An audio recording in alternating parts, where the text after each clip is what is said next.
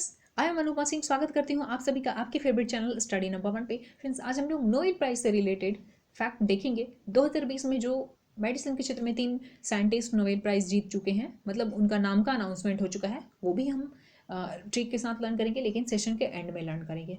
अभी हम पहले स्टैटिक फैक्ट देखेंगे, उसके बाद जो विनर है उनका नाम ट्रिक के साथ लर्न करवाऊंगी। सो याद करने का आप टेंशन मत लीजिए, क्योंकि वो मेरी जिम्मेवारी है। बस आप सेशन के एंड तक बने रहिए, यहाँ से क्वेश्चन 101% आपके एग्जाम में आएगा। क्योंकि फ्रेंड्स, नोबेल प्राइज जो है अक्टूबर में इसका घोषणा होता है और दिसंबर में 10 दिसंबर को ये प्राइज दिया जाता है। अब 10 दिसंबर को क्यों दिया जाता है और अक्टूबर में क्यों अनाउंसमेंट होता है, इसके पीछे भी हम बात करेंगे। लेकिन बात यह है कि जब इतना नज़दीक है हमारा एग्जाम, अक्टूबर में अनाउंसमेंट हो रहा है और दिसंबर में ही हमारा एग्जाम है, तो यहाँ से सवाल ना बने ऐसा तो हम सोच ही नहीं सकते। ठीक है, और इसके साथ साथ हम लोग करंट अफेयर का टॉपिक वाइज जो सीरीज लेके आ रहे हैं, जिसमें कि 3 वीडियो में अपलोड कर चुकी हूँ। ट्रिक के साथ मैं सारा चीज़ आपको लर्न करवा रही हूँ, जिससे कि आपका रिवीजन हो जाएगा बहुत ईजी वे में, या फिर पहली बार भी कोई सवाल देखेंगे तो आसानी से याद हो जाएगा। तो आप जाके उन सेशन को भी देखिए, क्योंकि आपके एग्जाम में सीधे सीधे क्वेश्चन वहीं से आएंगे। ठीक है, तो आज हम लोग नोबेल प्राइज पे चर्चा करते हैं। तो देखिए, नोबेल प्राइज जो है फ्रेंड्स, अल्फ्रेड नोबेल के नाम पे दिया जाता है, और नोबेल के नाम जो है, इस प्राइज का नोबेल नाम है, अल्फ्रेड नोबेल के नाम पर ही रखा गया है। इनके नाम, इतने बड़े इंसान थे, इतना टैलेंट था इनके अंदर कि 350, पूरे वर्ल्ड में 350 पेटेंट है इनके नाम। अब पेटेंट क्या होता है, आपके माइंड में सवाल आएगा। बस इसको समझिए कि जिस तरह से कॉपीराइट होता है ना, उसी तरह से पेटेंट होता है। ठीक है, डायनामाइट सबसे बड़ा इनका अचीवमेंट है, डायनामाइट का खोज। ठीक है, इन्वेंशन बोल सकते हैं, डायनामाइट का इन्वेंशन सबसे बड़ा अचीवमेंट है इनका। सबसे पहला जो नोबेल प्राइज दिया गया था फ्रेंड्स, 10 दिसंबर 1901 को दिया गया था। अच्छा, उसके बाद 1974 से सिर्फ जीवित लोगों को नोबेल प्राइज दिया जाने लगा। क्योंकि देखिए, जो जीवित लोग होते हैं उनसे बहुत सारे लोग मिलते हैं, तो जब वो नोबेल प्राइज जीतते हैं तो जितने लोग उनसे मिले हुए हैं, एक भी बार अगर मिले हैं, तो वो काफ़ी इंस्पायर होते हैं। ठीक है, और वो भी उस तरह के काम करने के लिए थोड़ा सा उनके अंदर मोटिवेशन आता है, मोटिवेट होते हैं वो। तो बस यही रीज़न है इसके पीछे। 1974 से पहले ऐसा रूल नहीं था, लेकिन 1974 से सिर्फ जीवित लोगों को दिया जाने लगा। अब यहाँ पे एक सवाल आएगा आपके माइंड में कि अगर किसी का अक्टूबर में घोषणा हो चुका नाम का, और दिसंबर में चूंकि दिया जाता है 10 दिसंबर को, क्यों दिया जाता है, तो ये भी मैं बताऊंगी आपको जैसे ही वीडियो में हम आगे पहुंचेंगे। तो देखिए, अब दिसंबर में दिए जाना है, अक्टूबर में घोषणा हो चुका, इस बीच में अगर किसी व्यक्ति का मृत्यु हो जाता है जिनका नाम का घोषणा हो चुका है, तो उनको मिलेगा या नहीं, तो मिलेगा उनको, क्योंकि उनके नाम का घोषणा हो चुका है। लेकिन घोषणा से पहले अगर मृत्यु हो गई, तब उनको उनके काम के लिए नहीं दिया जाएगा नोबेल प्राइज। राइट, अब देखिए, नेक्स्ट है फ्रेंड्स, जो नोबेल प्राइज है वो 5 फील्ड में शुरुआती दौर में दिया जाता था। कौन सा वो 5 क्षेत्र था, तो देखिए, फिजिक्स, केमिस्ट्री, लिटरेचर, पीस और फिजियोलॉजी, या फिर मेडिसिन बोल सकते हैं, जिसको कि आज हम लोग देखने वाले हैं। ठीक है, तो मेडिसिन के क्षेत्र में ही 3 लोगों का घोषणा हो चुका है, तो ये देखेंगे आज हम, ट्रिक से लर्न करेंगे उसको। तो ये 5 क्षेत्र थे, फिजिक्स, केमिस्ट्री, फिजियोलॉजी, साथ में लिटरेचर मतलब साहित्य, और पीस मतलब शांति के क्षेत्र में। याद हो गया 5। एक जो छठा है फ्रेंड्स, इकोनॉमिक्स, इसका बाद में जोड़ा गया था इसको। ठीक है, 1969 में इसको जोड़ा गया था। नॉर्वे की राजधानी ऑस्लो में ये दी जाती है। जो इकोनॉमिक्स का नोबेल प्राइज है वो नॉर्वे की राजधानी ऑस्लो में दी जाती है। बाकी जो 5 एक साथ शुरू हुआ था 1901 से, उसको कहाँ दिया जाता है, तो स्वीडन की राजधानी स्टॉकहोम में। तो यहाँ पे स्वीडन और नॉर्वे भी आपके एग्जाम में सवाल बना सकता है, तो याद रखिएगा।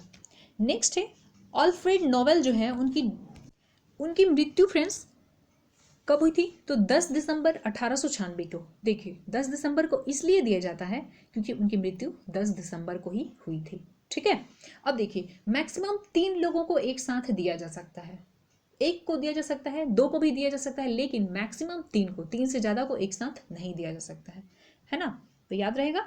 नेक्स्ट फ्रेंड्स, एक सवाल पूछा जाता है कि 2 बार नोबेल प्राइज जीतने वाली, 2 सब्जेक्ट में जीतने वाली नोबेल प्राइज कौन है। 4 ऑप्शन रहेगा आपके सामने, जिसमें कि एक मैरी क्यूरी का भी नाम रहेगा। तो ये 2 क्षेत्र में जीती हैं, एक फिजिक्स में जीती थी पहले, उसके बाद केमिस्ट्री में भी। याद रहेगा मैरी क्यूरी का नाम। अब हम लोग देख लेते हैं कुछ एक्स्ट्रा फैक्ट जो इंडिया से जुड़ा हुआ है। उससे पहले आप देख लीजिए कि जो यंगेस्ट नोबेल प्राइज विनर है वो है मलाला यूसुफजई। अगर आपसे पूछा जाए कि यंगेस्ट, और यंगेस्ट में भी एकदम रिकॉर्ड तोड़ है, 17 साल के एज में इनको नोबेल प्राइज दिया गया था पीस के लिए। तो ये है मलाला यूसुफजई, और 12 जुलाई को मलाला दिवस भी मनाया जाता है। ये पाकिस्तान की हैं और इनके साथ में भारत के जो हैं कैलाश सत्यार्थी, उनको भी मिला था, याद होगा आपको, ठीक है। उसके बाद देखिए अब इंडिया से कुछ फैक्ट है। अब first Nobel prize winner Indian कौन थे? तो रविंद्रनाथ टैगोर। बहुत बार ये सवाल पूछा गया है, याद रख लीजिएगा इसको। किसको दिया गया था? रविंद्रनाथ जी को दिया गया था। किस साल? 1913 में। और सब्जेक्ट क्या था, मतलब क्षेत्र क्या था? तो साहित्य, मतलब लिटरेचर, ठीक है। तो पहले नोबेल प्राइज विनर भारतीय कौन थे? तो रविंद्रनाथ टैगोर थे, साहित्य के क्षेत्र में। नेक्स्ट है महिला की बात करें तो पहली महिला कौन थी जो भारत से थी? देखिए ये जो मदर टेरेसा थी भारत की नागरिकता ले चुकी थी, इसलिए हम इनको भारतीय कह रहे हैं। तो इनको भी मिला था 1979 में पीस में, ठीक है, पीस के क्षेत्र में मतलब शांति के क्षेत्र में। उसके बाद है 1968 में हरगोविंद खुराना को फिजियोलॉजी के लिए मिला था। और फिजियोलॉजी पे ही हम आज चर्चा करने वाले हैं, तो फिजियोलॉजी का देखना जरूरी है ना कि इंडिया में सबसे पहले फिजियोलॉजी के लिए किसको मिला था। तो 1968 में हरगोविंद खुराना को मिला था फिजियोलॉजी में। अच्छा, किस काम के लिए मिला था? तो देखिए अनुवांशिक कोड की व्याख्या और प्रोटीन संश्लेषण के लिए इनको मिला था, याद रखिएगा, है ना। एक बार मैं जो पीडीएफ दूंगी आपको, इकट्ठे सारा पीडीएफ दे दूंगी, तो उसमें ये भी मैं ऐड कर दूंगी कितने इंडियंस को मिला है, ठीक है। तो वहां से आपको डेट के साथ वो भी रिवाइज हो जाएगा, और 2020 में जिन जिन को मिला है वो भी हो जाएगा। और फ्रेंड्स पीडीएफ के लिए आप डिस्क्रिप्शन में एक बार लिंक चेक कीजिएगा, टेलीग्राम से आप डाउनलोड कर सकते हैं, अपना पीडीएफ ले सकते हैं।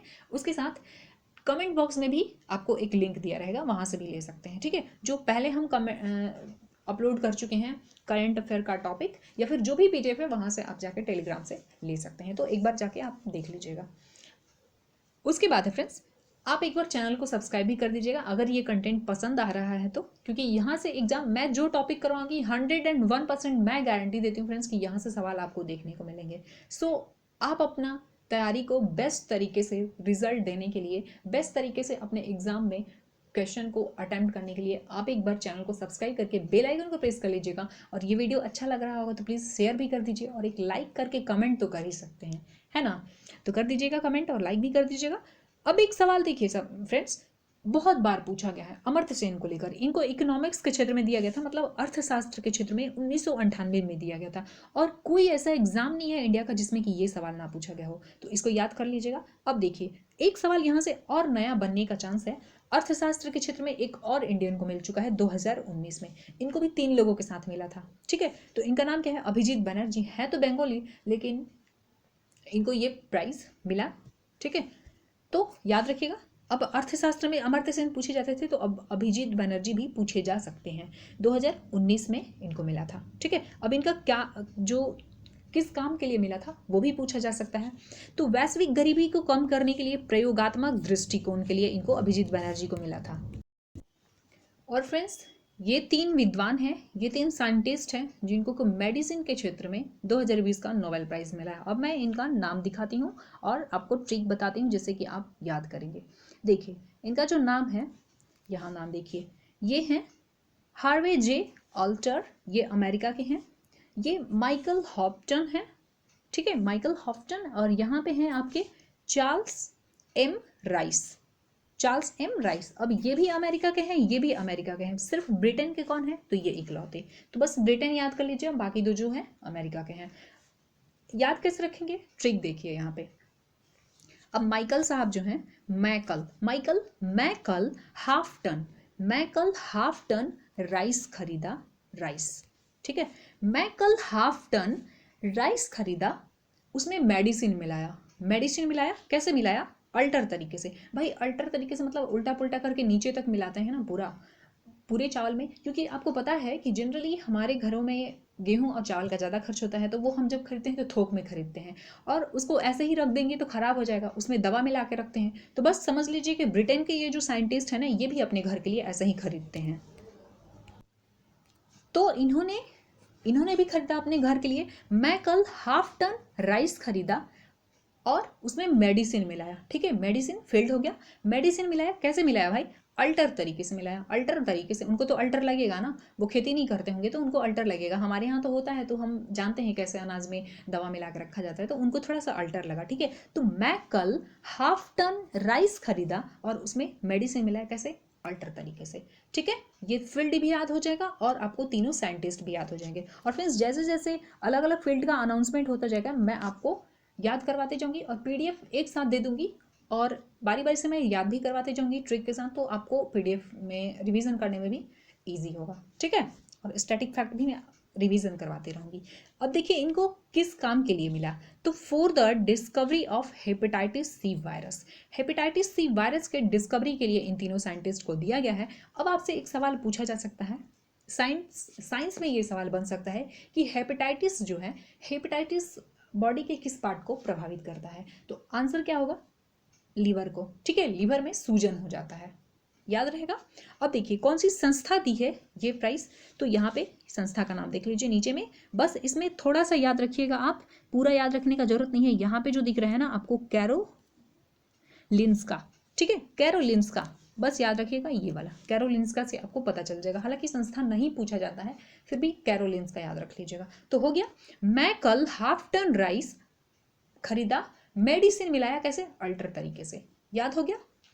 फ्रेंड्स इसी तरीके से मैं बाकी नोबेल प्राइज़ भी आपको याद करवाती जाऊंगी और रिवीजन के लिए आपको पीडीएफ भी दे दूंगी। तो फ्रेंड्स अगर ये वीडियो अच्छा लगा तो प्लीज़ लाइक कर दीजिएगा, शेयर कर दीजिएगा और चैनल को सब्सक्राइब करके बेल आइकन को जरूर प्रेस कर लीजिएगा ताकि आने वाली वीडियो का नोटिफिकेशन मिलते रहे। तो मिलते हैं नेक्स्ट वीडियो में, तब तक के लिए धन्यवाद।